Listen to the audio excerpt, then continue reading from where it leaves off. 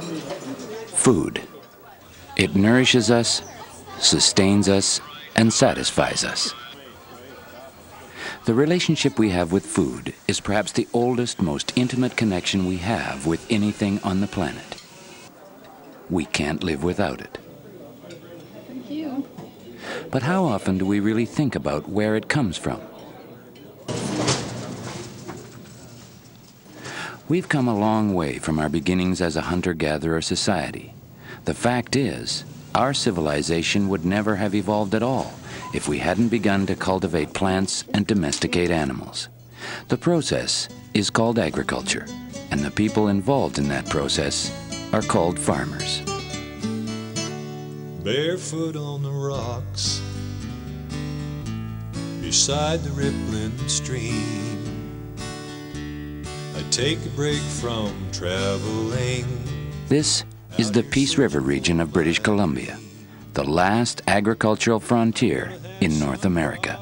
We enjoy it, like we enjoy the farm. There's a certain life that goes with farming, and that's sort of a choice of being natural, living off the land. I just don't want to live anywhere else but the Peace. I'll be out there in the fields, no fence cattle in, plowing up a garden patch, building a chicken pen, raising up my family, grown tall like the wheat. There's no place that I would rather be, living in the quiet of the peace. The Peace River region of British Columbia is the most northern agricultural area in Canada, and farming is one of the main industries, alongside the forest and the gas and oil industries. The area lies just east of the Northern Rockies, and with its clean air, pristine lakes and rivers, forests and prairie lands, claims almost 22% of British Columbia. The area also holds 32% of the provincial agricultural land reserve, of which approximately 1 million acres is in production.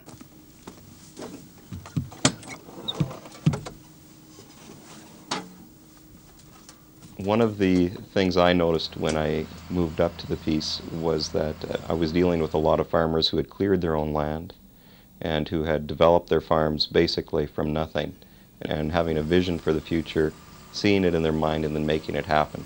When I came here, we had no roads, we had no telephone, we had no power. I just loved it, you know. I mean, you had to use your own resources. The pioneering spirit is still very much alive in the Peace. It's one of the last areas left in the world that still has that old homesteading atmosphere.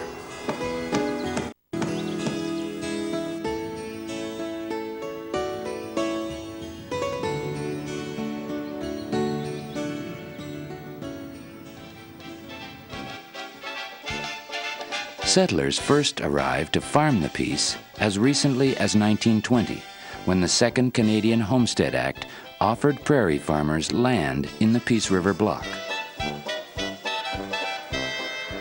When the railroad arrived in the early 30s, the area went on to become the largest inland grain shipping point in Canada.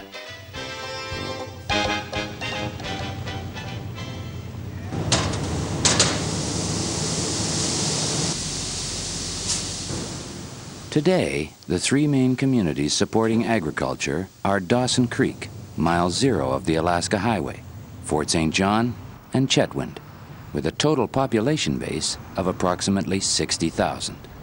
Compared to the rest of British Columbia, the Peace region is unique because of its open prairie farmland. Also because of our northern climate, we can grow crops that you wouldn't expect perhaps to find this far north.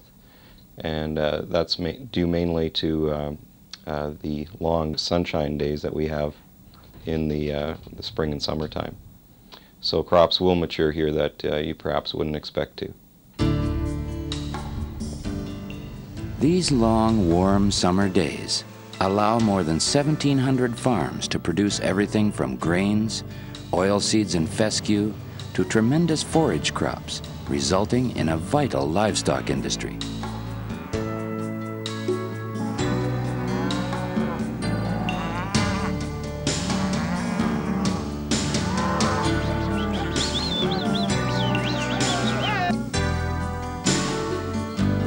Peace Region agriculture is diversifying to supply new markets with honey and wax products, organic grains and vegetables,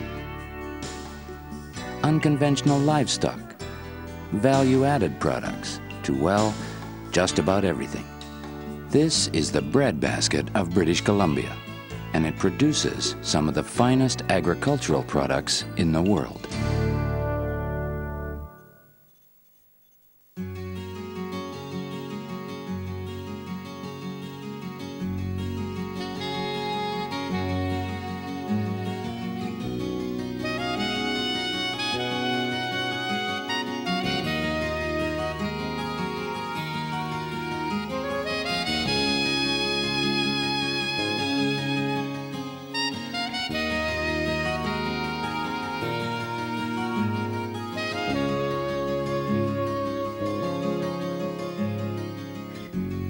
British Columbia's Peace River area produces the largest volume of grain grown in the province, the most common of which is wheat, with about 125,000 acres grown each year, representing between 90 and 95% of British Columbia's total production. Virtually all of the canola in the province is produced here, with a total of 100,000 acres of the yellow-flowered oilseed grown annually. Oats, barley, and an increasing acreage of field peas are the other major field crops grown in the region.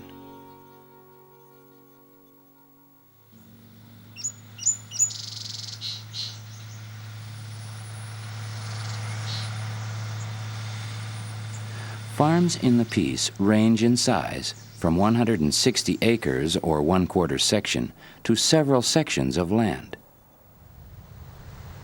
The Gladys family farm just north of Fort St. John is on the larger end of the scale, with about 6,000 acres under cultivation. Two brothers, Gene and Jack Gladys, and their families are involved in this second-generation grain farming operation.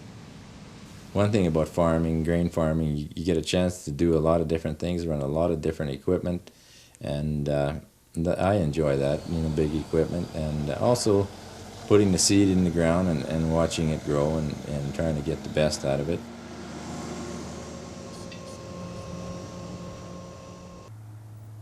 In the spring when we're seeding, everybody has their job, and we kind of move from field to field, and we try to average around 300 acres a day seeded. Like the seeder goes every day, and we only run one seeder, so we try to average around 300 acres a day.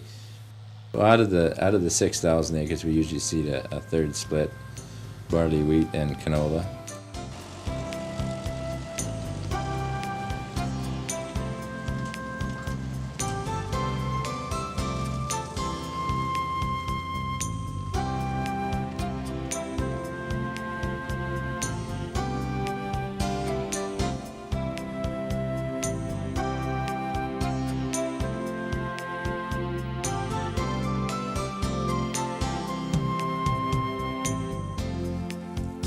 The harvest is usually that's your bread and butter. That if you don't get after it during the harvest, you really, that month or whatever in the fall, that's basically your year there. So we go as hard as we can, for the harvest. But if we get an early start, like say middle of August, you can get a chance to enjoy it.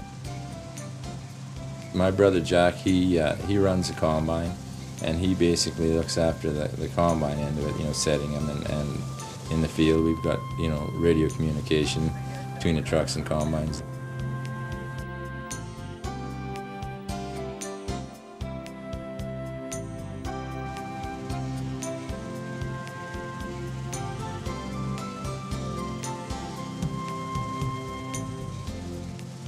I run a truck and I look after that end of it, putting grain into bins and which bins and so forth.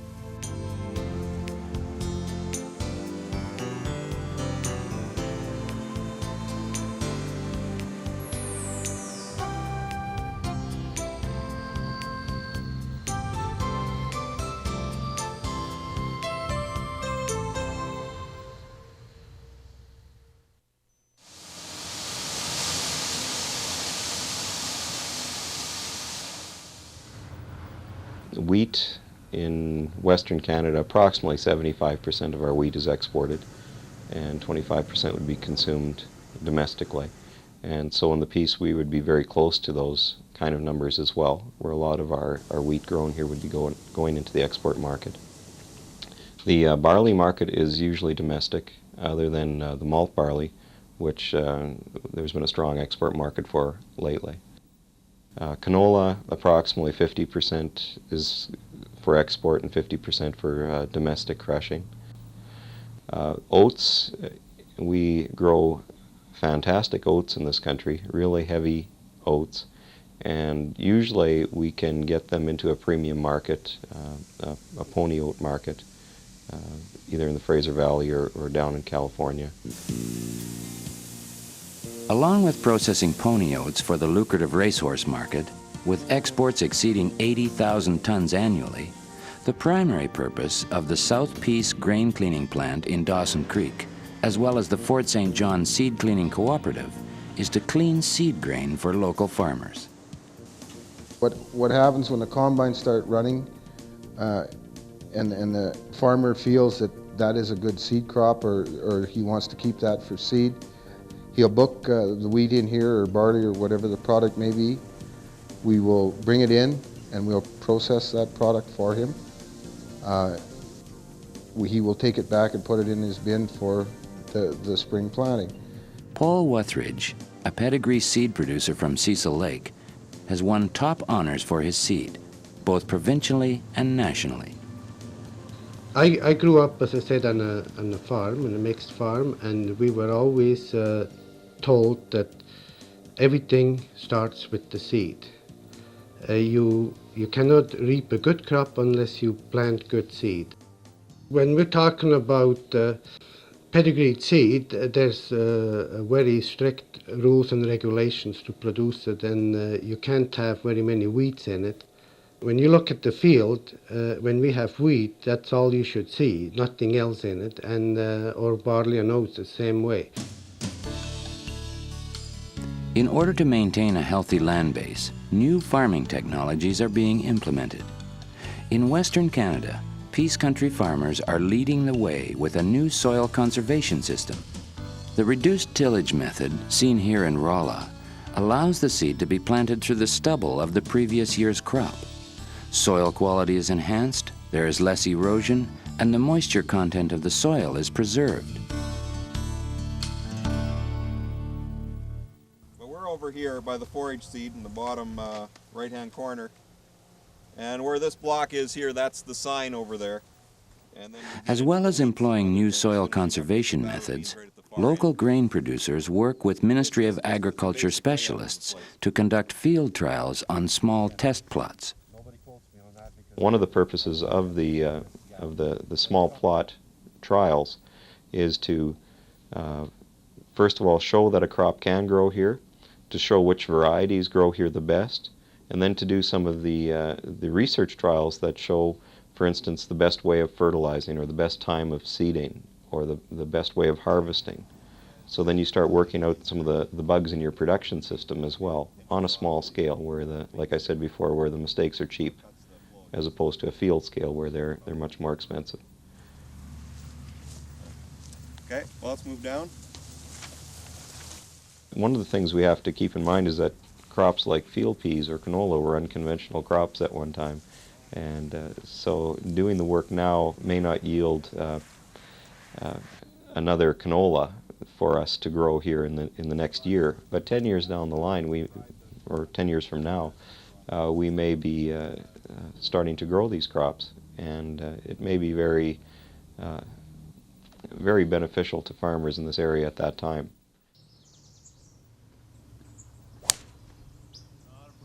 The Peace River region is one of only 3 areas in the world that produces large quantities of grass seed. Creeping red fescue is the most common, with over 10,000 tons harvested and exported annually to be used in turf grass production, lawns, golf courses, and so on. Creeping red fescue is also a member of the forage seed family, used to produce feed for livestock. Forage seed research scientist Dr. Daphne Ferry. When we talk about forage seed, what we're usually referring to is seed of grasses that are used in agriculture, and amenity grasses that are used in golf courses. And the other species we refer to with foragers are legume crops like alfalfa and the clovers. We not only produce large quantities, but our yields are very often far superior to other regions. And there are very few countries in the world where you get the precise requirements of the prolonged cold temperatures, the day lengths, and the combination of day length and temperature for seed production of forages. And that has greatly contributed to the success of this region for forage seed production. Not only is the seed exported throughout the world, but because the Peace is so successful at producing forage crops, the region is able to support a massive cattle industry. Throughout the summer and fall, much of the forage crops in pasture lands is actually harvested by grazing livestock and wildlife.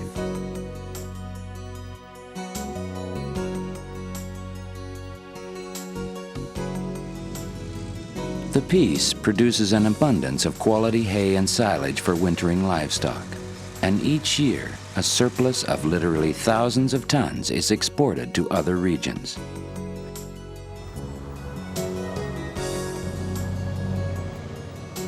From the vast fields of golden grain to its lush green pastures, British Columbia's Peace River Valley is fertile ground for an increasing variety of quality field crops.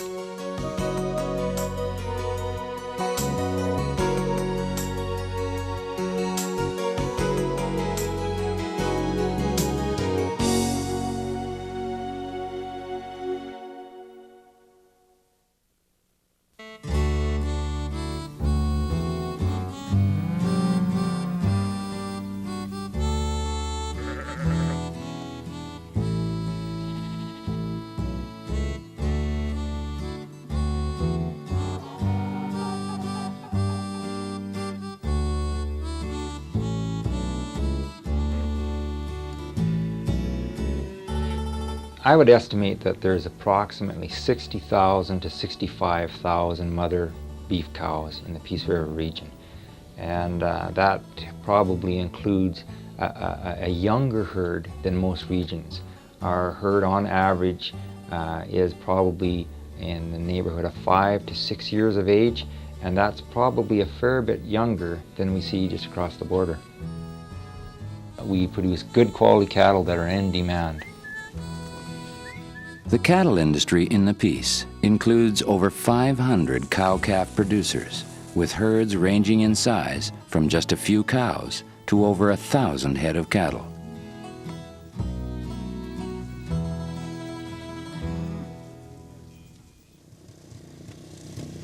The work involved in raising cattle really begins late in the winter, during calving season. Local cattleman Sam Martin. When we're calving in the cold weather, it's a tremendous amount of work. Usually check every hour and a half to 2 hours.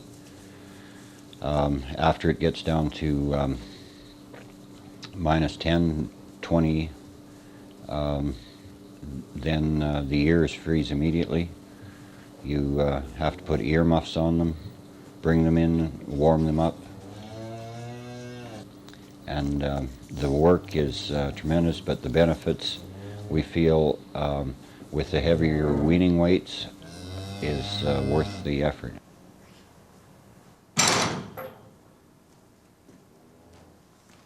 The workload during February and March can mean very little sleep for cattlemen like Sam, so catching the occasional well-deserved nap allows a bit of time to rest and perhaps dream a little about spring and green pastures.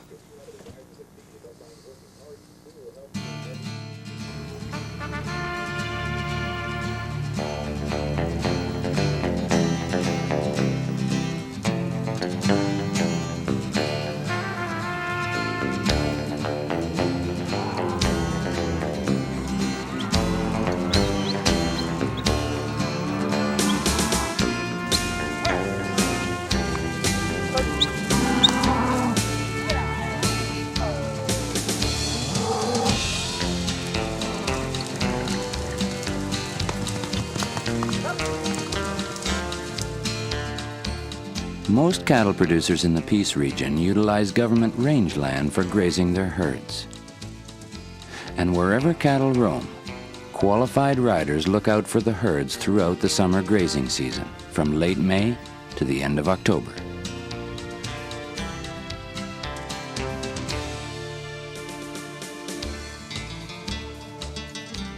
I've always maintained that the Peace Country has got the most phenomenal potential for increased beef cattle numbers. And I maintain that because of our tremendous forage producing potential. We have our cows, they go out on pasture, they come in and raise on good old hay. And that's probably the least intensive of beef cattle production in Western Canada. We do have to feed a little grain over the winter months, but we have untapped resources, I think, in our forage. So the ability to expand the cow herd is phenomenal.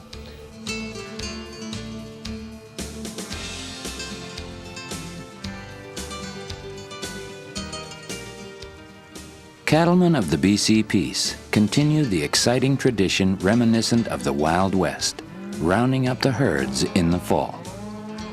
Sometimes we have more horses than cattle, but the kids and the neighbors all like to go on a cattle drive, and their help is always appreciated. It's a fun time for us.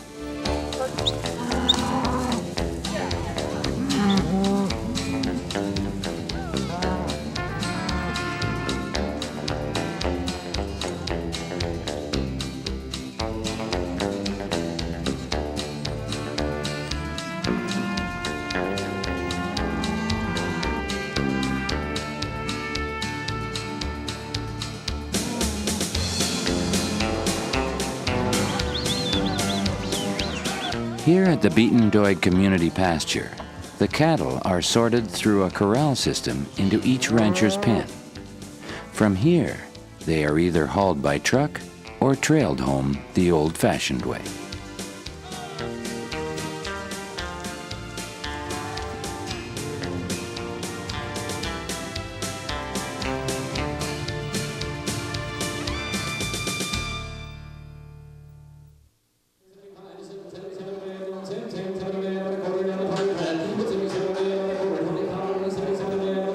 Payday for cow-calf producers comes in the fall, when the calves are sold at the Peace Country Auction Mart in Dawson Creek, the largest weekly cattle auction in British Columbia. The biggest thing I think that speaks of the quality of the Peace River cattle is how our calves consistently top the market in the fall of the year, wean calves, consistently. We know we have good cattle, and so do others. I think that's a real good indication of how we're meeting the demands of the industry. The Peace produces superior quality heifer calves. Many are exported, but a good number of them remain here to be wintered and then bred in the spring to replenish and increase the cow herds. An operation involved in backgrounding steers is the farm of Leo and Marge Copes of Cecil Lake.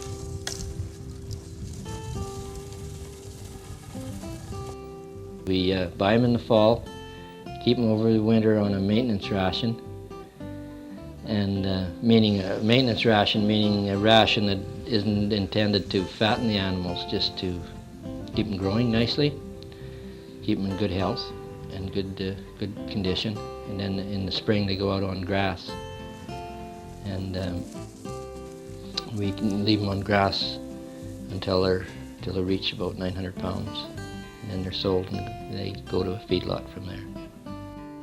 Traditional feedlot could exist here just as good as any place else, because not only do we have the forage and the grazing base for the cow herd, but we also have a tremendous grain production here.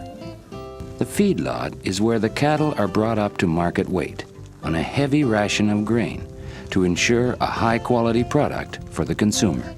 We think we've got good cattle here. We've got big growthy, good frame cattle, easy fleshing cattle that do well in the feedlots and have good health records. And it's not only us that think that.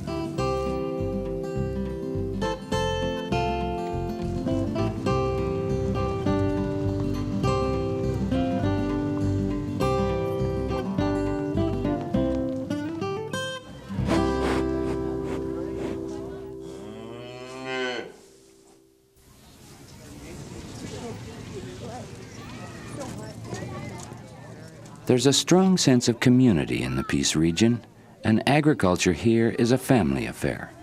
Local 4-H clubs give young people the opportunity to gain some hands-on experience and perhaps win first prize for the care and attention of that special animal.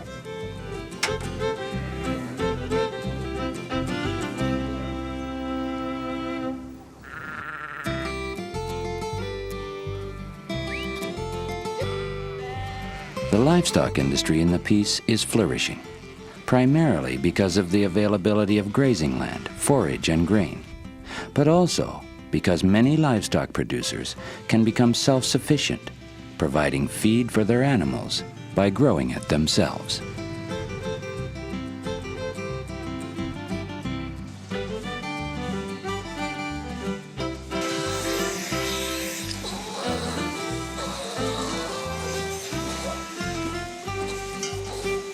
On dairy farms like that of Paul and Viggo Pedersen, cows graze on the meadow in summer and feed on a rich diet of silage in the winter. Silage is a forage with a higher moisture content than hay.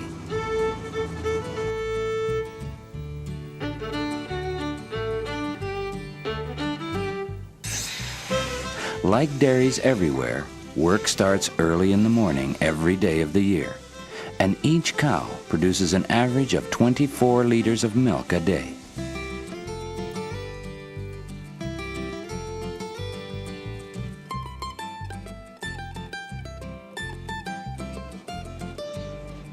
The hog industry in the Peace shows great potential, and this is due again to the availability of feed. Bob Atkins of Rose Prairie produces over 1,000 market hogs each year. He raises genetically superior hogs on a high-quality diet of hull-less barley and wheat, which Bob grows himself. A byproduct of the hog industry is manure. This valuable fertilizer is utilized very well in the Peace because of the area's lack of urbanization, so farmers here can spread the manure without receiving public pressure.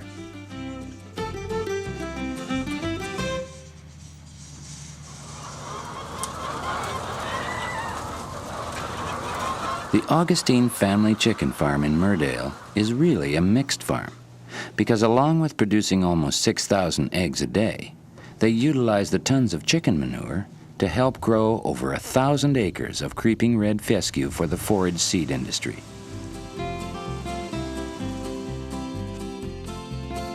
Long considered the rancher's best friend and working companion, the horse holds a special reverence in the Peace.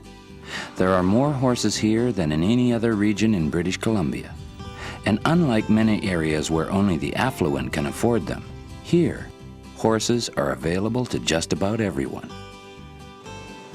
Everybody rides, everybody trail rides. They're in the beautiful wilderness areas around or just on the ranch areas. There's all sorts of riding opportunities here. The Peace River region still holds much of the essence of the Wild West pioneering spirit, and its wide open spaces provide the ideal habitat for a vibrant livestock industry.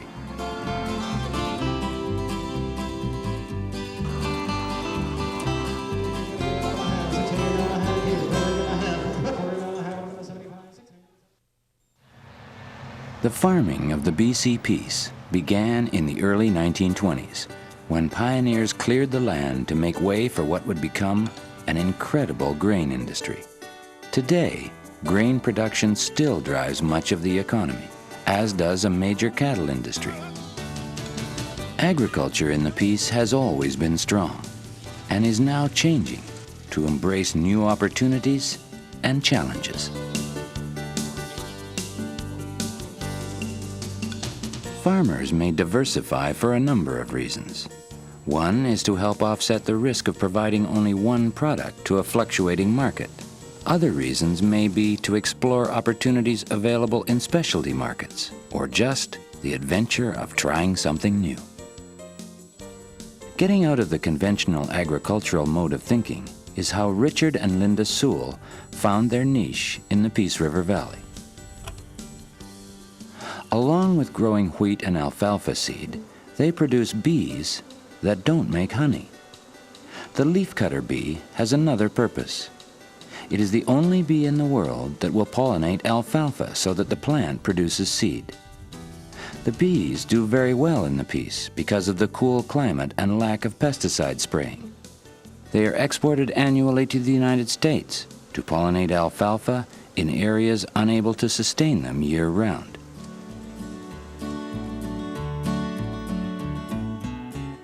As well as leafcutter bees, the Peace is also home to the honeybee. Although only about 10% of British Columbia's honey producers are in the Peace region, they produce about 1/3 of the province's honey. Where 50 pounds of honey per hive is considered average worldwide, in the Peace, the average yield is from 150 to 200 pounds.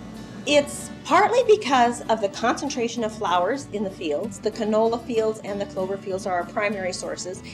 And because there are so many blossoms, the bees can really bring in honey. And the other thing that factors in is our Peace River long days.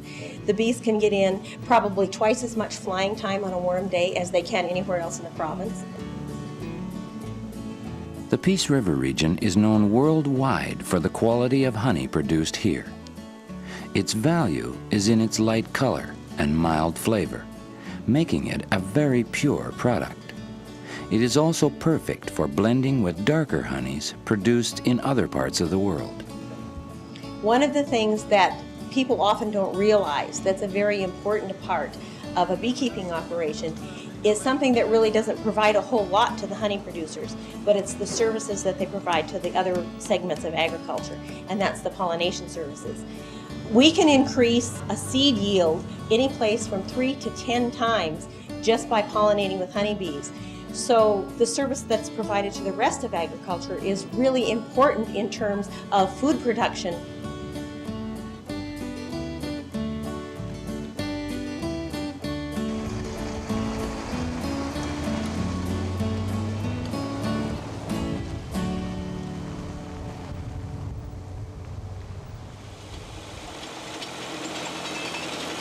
Consumers are becoming more and more concerned about chemicals used in agriculture, so the Peace is seeing an increase in organic farming practices.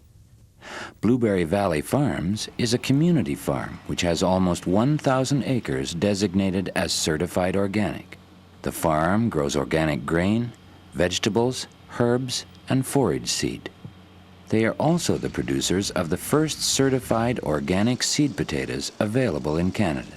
We have made contacts with commercial growers in Idaho and Colorado and Utah, and they're interested in seeing a list of the varieties. We're looking for large growers who grow table potatoes or later generations of seed potatoes. We're pretty much restricting ourselves to the first 3 or 4 generations of seed potatoes, which have either a 0 tolerance for visible symptoms of disease in the fields. Because we want to specialize in single drop or small seed potatoes, we're going to grade out the bigger ones and take advantage of the organic food market for table potatoes and sell them as certified organic table potatoes that we'll package in bags and boxes and ship through Vancouver and then locally in the Peace.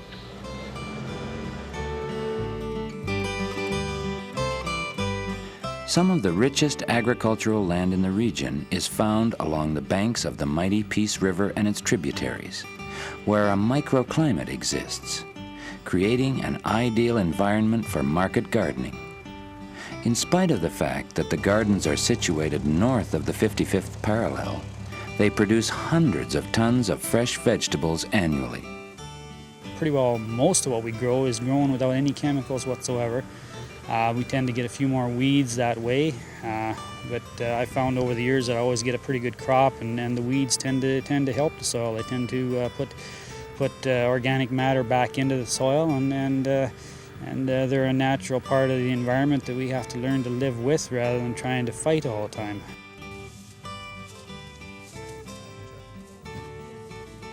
It's something that we've always felt is good for the community. You know, having stuff grown local and fresh is better than shipping it in.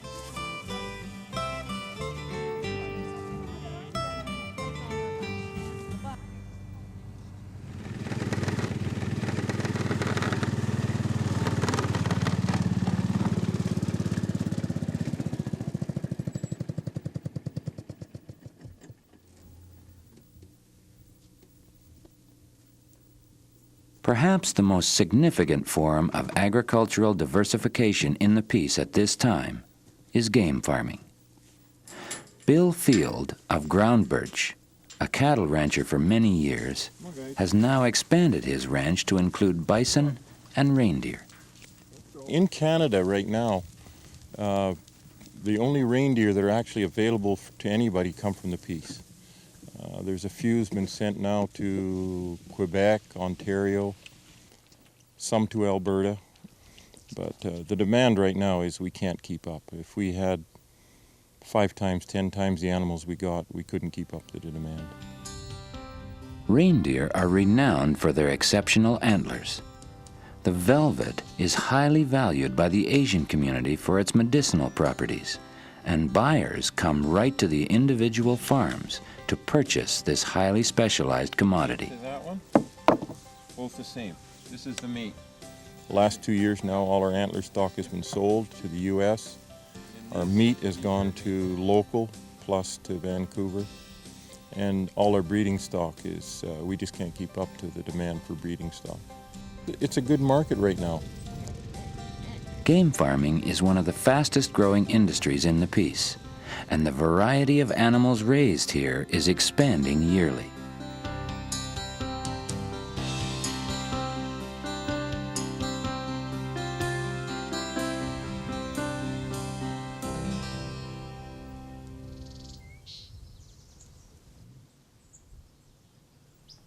It's hard to imagine, but at one time, there were several 100,000 bison in the Peace.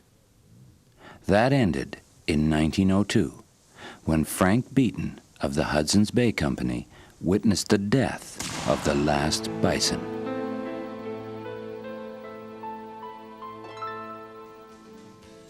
Today, they're back, and over 5,000 of these majestic creatures roam some 40 ranches in the BC Peace.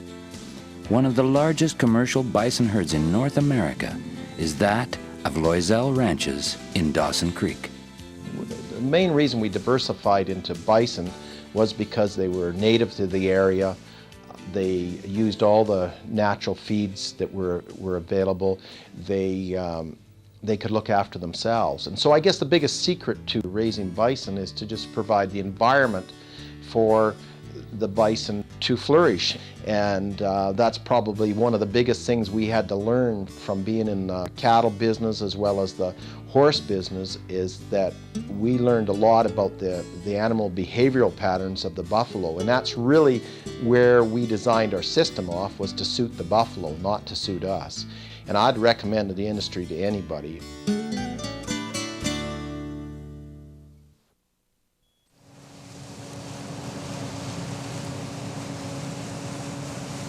As the most northern agricultural area in Canada, the Peace River region is unique in many ways. The area was home to the first humans in British Columbia. Here at the caves at Charlie Lake, some 10,000 years ago, our prehistoric ancestors lived a hunter-gatherer existence. The Peace has been providing food ever since. Today, with the rich diversity of products and potential for new commodities, the future looks very promising. There's many, many products out there that we haven't thought of, that people in other parts of the world will buy, and of course we can produce them here with our unique climate. And I think we should do a lot of work in that area. Value-added and processing industries are beginning to emerge in the Peace because of the wide spectrum of raw agricultural products. Some of the grain from the region is now being locally processed into flour. The Organic Flour Mill and Bakery in Dawson Creek produces organic flour and bread unequaled anywhere in the world.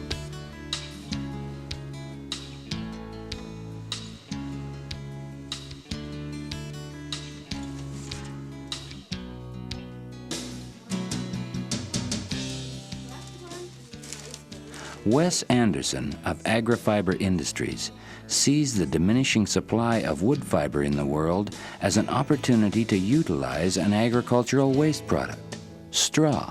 We, through some research that we've completed over the last couple of years, have discovered that fescue straw, which is the aftermath of combining fescue seed, it's the stuff that comes out of the back of the combine after the farmer harvests it for seed, is a very strong, very fine fiber that makes an excellent quality particle board. Value adding is also seeing its way into cottage industries, like that of Woolly Acres, where Trudy Kaufman processes the wool from her sheep into rovings for weavings and bats for quilts. She also produces finished products, like comforters and sleeping bags.